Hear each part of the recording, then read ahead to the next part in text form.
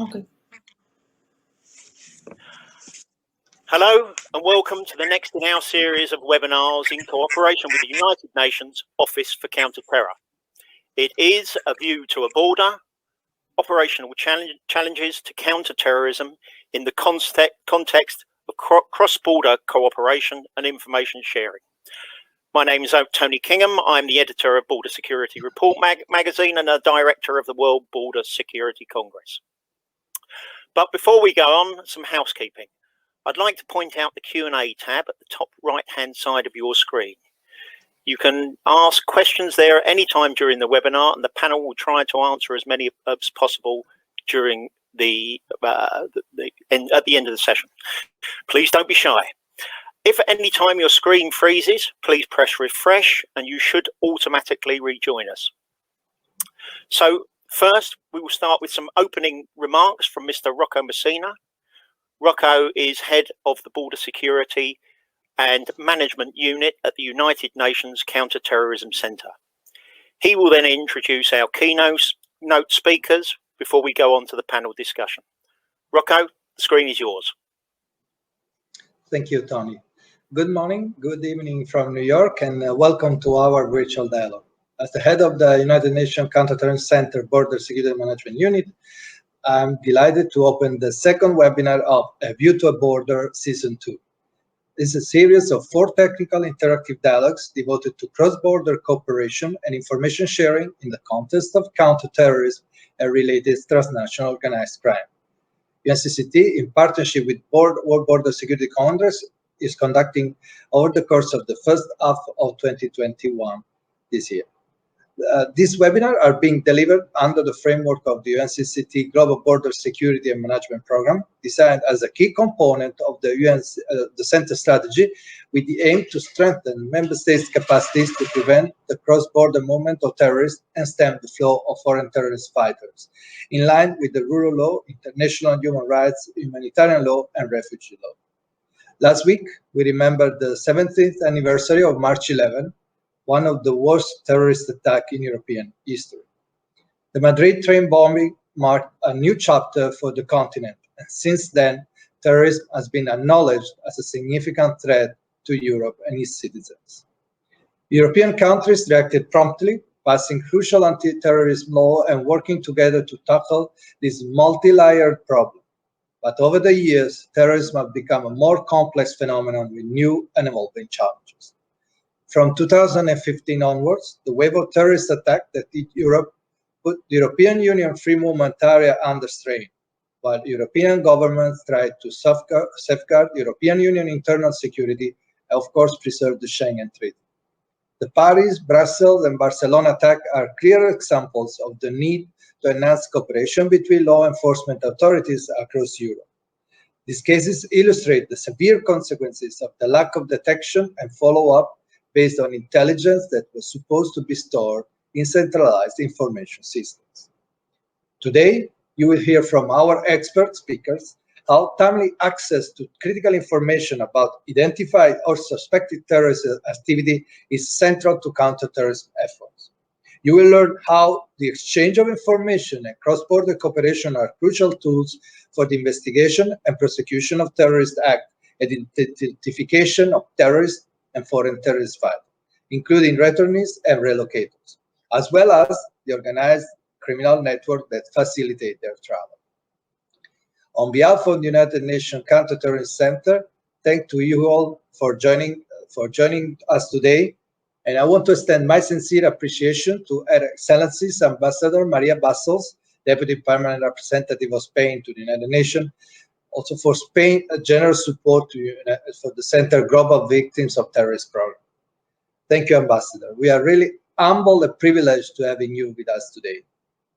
I also want to thank our colleague, Mr. Edward Fitton Brown, coordinator of ISIL Al-Qaeda Taliban monitoring team, for his outstanding work leading the monitoring team and his constant and courteous support for our activities. Edmund, it's a real pleasure having you with us again. Finally, we have the privilege to have with us one of the most recognized and well-known counter-terrorism analysts in Europe and the foremost expert of the 11 March train attacks, Dr. Fernando Reinares, Director of the Violent Radicalization and Global Terrorist Program at Elcano Royal Institute, Adjunct Professor at Georgetown University, and Global Fellow at the Wilson Center. Fernando, we are delighted you find time among all your commitments to join us today. This webinar would have not been possible without the contribution of this estimated and very well-renowned panelists, and of course with invaluable insight and perspective that they will offer us. I sincerely hope you find interactive dialogue interesting and encourage you to actively participate in the question and answer session at the end of the webinar. Without further ado, I now give the floor to my colleague and good friend, Ms. Esther Zubiri, our senior expert at the center, who will be our moderator for this webinar. Esther, the floor is yours. Thanks, Rocco. Good morning, good afternoon, everyone. I'm very pleased to be here today to moderate our interactive dialogue. We have a most interesting program for our virtual discussions today. However, before I start, it is important to mention that the opinions expressed by our experts do not necessarily reflect the views of the Secretariat of the United Nations or the governments of its member states. Today's webinar aims to address the operational challenges to counterterrorism in the context of cross-border cooperation and information sharing, with a special focus on Spain's experience from March 11 to the Barcelona attacks. The Madrid train bombing marked a new chapter in Spain's history and dramatically changed the way how terrorist threats has been acknowledged and understood in Western Europe. That morning of March 2004 will always be engraved in my memory. At the time of the March 11 attacks, I was the State Attorney Chief of the Ministry of Interior in Spain, and I can assure you that as a counterterrorism prosecutor, this was the most difficult time of all my professional career. And now, to get us started, let me waste no more time and proceed with introducing our first keynote speaker. As a Spanish civil servant myself, it is a great honor to introduce Her Excellency Ambassador Mrs. Maria Bassols, Deputy Representative of Spain to the United Nations. Due to previous commitments, Ambassador Bassols cannot be present today, but she will deliver her remarks through a video message. We are truly delighted she was able to join our interactive dialogue. Ambassador, the floor is all yours.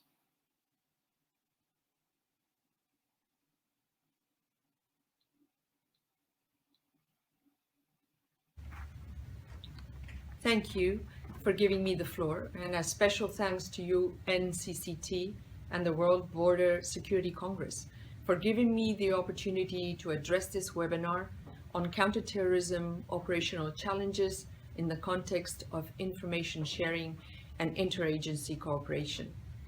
I would have liked to be here with all of you today in person. Unfortunately, that has not been possible. One of those rare UN in-person meetings has kept me away. Nonetheless, the organizers have very kindly given me the opportunity to briefly address the topic at hand.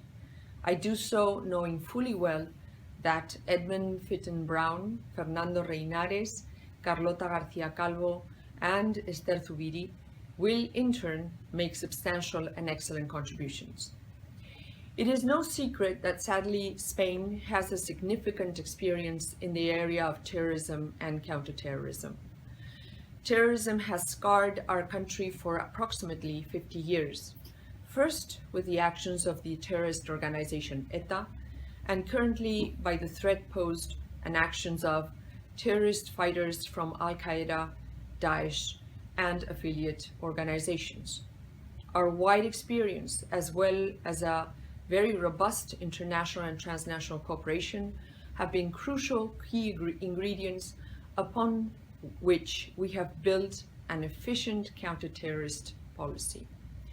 What we have learned is that a sound network of international cooperation between police, security forces, and intelligence services from third countries, a network that works efficiently and fluidly, is a key tool to dismantling terrorist cells and to avoiding the death of innocent people. In a globalized world, and even more so in a COVID and post-COVID world, the internet has been the means used by terrorist organizations and members to communicate with one another, precisely because terrorist cells are not located solely in one country and actually have ramifications in many different countries. Let me refer to some practical examples of international cooperation in this setting. The investigation of one single terrorist fighter cell allowed our security forces in Spain to identify one person only known by his name. Through international cooperation amongst different security forces and intelligence services, this terrorist was located and detained in a European country in less than 3 hours, a detention that avoided further terrorist actions. International cooperation has also enabled Spanish police and Spanish intelligence services to locate in 3 different occasions foreign terrorist fighters from the Maghreb who had initially returned to their countries of origin and who, after returning, came into Spain and traveled further on. International cooperation is fundamental also in a political level. Multiple terrorist groups have strived to obtain a certain degree of legitimacy as political or social actors or agents by looking for, and in some cases obtaining, the necessary support in the international arena. This has been ETA's modus operandi, and it is also the way that organizations linked to the Al-Qaeda operate. I would like to stress the importance of close cooperation between states in order to thwart these efforts to obtain any degree of legitimacy in the national and international sphere. A quick word on transnational cooperation. Terrorist organizations frequently operate from border countries, using them as a refuge zone, a territory where they stock up, where they finance themselves, where they train, and where they plan terrorist acts, and also where they avoid national security forces from the country where they operate. Terrorism is often transnational in nature, which means that terrorist threat suffered by one country ends up affecting bordering countries. Spain's cooperation with France on terrorism and counter-terrorism was a key element in defeating ETA, and our national cooperation with our southern neighboring countries has contributed in a very significant way to a reduction of the terrorist threats that affect all of us. Terrorism is a profoundly criminal act.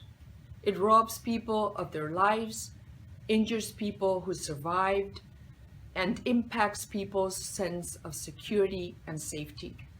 Helping people live with insecurity and uncertainty is a very significant challenge, but it is even a greater challenge to restore the victim's sense of dignity and honor, to keep alive the memory, and most importantly, to respect the victim's right to justice. Spain has always prioritized doing everything in our power to support and defend the right of victims, including their right to justice. This is really at the core of what we should do with victims of terrorism. Spain and Afghanistan chair a newly created group of friends of victims of terrorism in New York. We work closely with other member states on steps to cooperate more effectively in exchanging information and evidence, in bringing their counter-terrorism laws into alignment, and supporting one another in prosecutions, in order to achieve the goal of justice for victims that we all desire. It is clearly directly relevant to victims' rights to do all that we can to urge other states to comply with the United Nations resolutions related to bringing terrorists to justice, and we will continue to work closely with other countries in this regard. Finally, a word on the UN strategy to counterterrorism review. A review of the 7th counterterrorism strategy is now underway at the UN. Ambassador and Permanent Representative of Spain, Mr. Agustín Santos, and the Ambassador and Permanent Representative of Oman are at the helm of this exercise. They strive for the process to be finished on June 28th and for the revised strategy to be adopted by consensus on that date. The last revision of the strategy started with the agreement that the acquis resulting from previous revisions would be maintained. Nevertheless, due to the fact that the seventh review mandates the General Assembly to tackle the new elements that have surfaced in the past 3 years in this area, the process that has been started is now examining the following elements. Element 1, the balance of the 4 pillars of the global counter-terrorism strategy, including the importance of human rights and the enhancement of the gender perspective. Element 2, related to victims of terrorism, a priority for Spain, in order to enhance their role and visibility in society, as well as to refer to the Global Congress of Victims. Element 3, the revision of the strategy aims to include new threats, new kinds of terrorism, racial, ethnically, and ideologically motivated, new kinds of tools used by terrorists, cyber terrorism, bioterrorism, for example. Element number 4, it will also refer to civic space and the need to increase the role of civic society in the implementation of the strategy, as well as protect their space. Element 5, foreign terrorist fighters, their rehabilitation, prosecution, repatriation, and reintegration, with special attention to their situation in Syria and Iraq, and especially the situation of children of foreign terrorist fighters. Element number 6, the review will tackle the counterterrorism institutional architecture in order to, number 1, acknowledge the great effort and results attained by UNOCT in the last years. But it will also call for an increasing the regular budget contributions to the UNOCT budget, currently mainly based in voluntary contributions. And finally, the importance of increasing the presence of UNOCT in the field and its regional offices, Rabat, Budapest, Nairobi, Doha, and Madrid. I have most surely extended my time, the time that I was allotted in this keynote statement, but I do hope to have given you all an overview of how we see these very important issues in New York. And with this, I will end my keynote speech here, wishing you all a very, very successful and productive webinar. Thank you.